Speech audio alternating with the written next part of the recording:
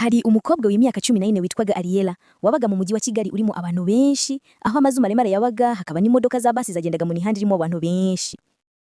Yari afite ubwenge bwinshi, yakoranaga umwete kandi buri gihe yabaga ari imwe mu banyeshuri ba mbere muri GS Remera. Ariko hari ikintu kimwe cyamubuzaga amahwemo, ikizamini cy'imibare kigiye kuba. Ntabwo byari bizamini bisanzwe, nicyo cyashoboraga gutuma agira amanota meza mu ishuri. Nubwo Ariella yigaga cyane, yari yagifite ingorane mu mibare ya algebra.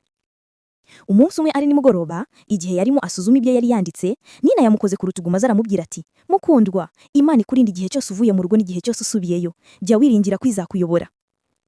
Ariella yarasetse cyane kuko yifuzaga kubyemera n'umutima we wose, ariko ubwoba bwari bukiri bwose.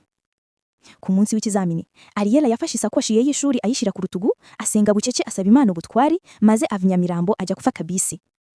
Ariko igihe yageraga ku muhanda munini, bisi zose zari zuzuye. Hashize iminota myinshi, ubwo Ariella agarushije kwiyongera.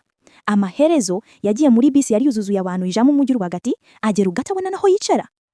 Ubwo yagerayo, yihutiye kugera kuri bisi ye ya kabiri, ariko mu gufungura isakoshi ye yasanze yataye amakayi ye y'imibare. Byaramubabaje cyane kuko nibyo yakoreshaga mu kwitoza ibizamini bye.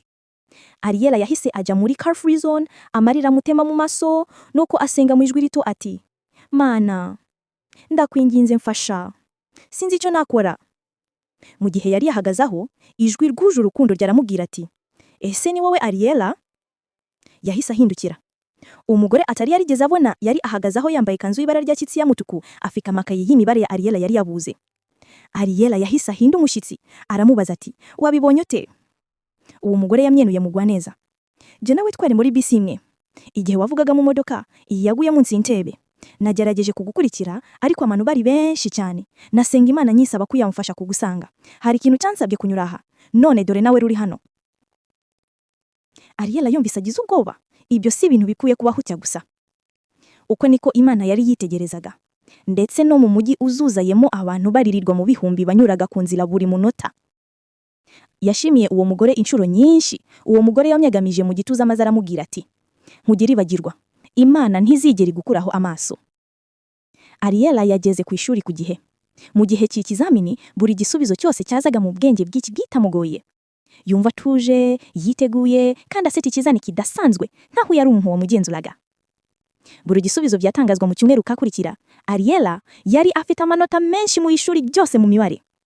Abanyeshuri wiganaga barishimiye, ndetse na mwarimu we yarishimiye cyane, ariko Ariella yari azi ko gutsinda by'ukuri byabaye kera cyane mbere yuko yafata karamu ye. Byabaye igihe Imana yatunganyije ikitangazo hagati y'umujyi wa Kigali urimo abantu benshi. Kuva wo munsi, uko umujyi wagenda uvurungana gusa, Ariella ahoraga yibuka uko kuri. Imana ireba ibyo ukora byose, uhereye none ukageza iteka ryose.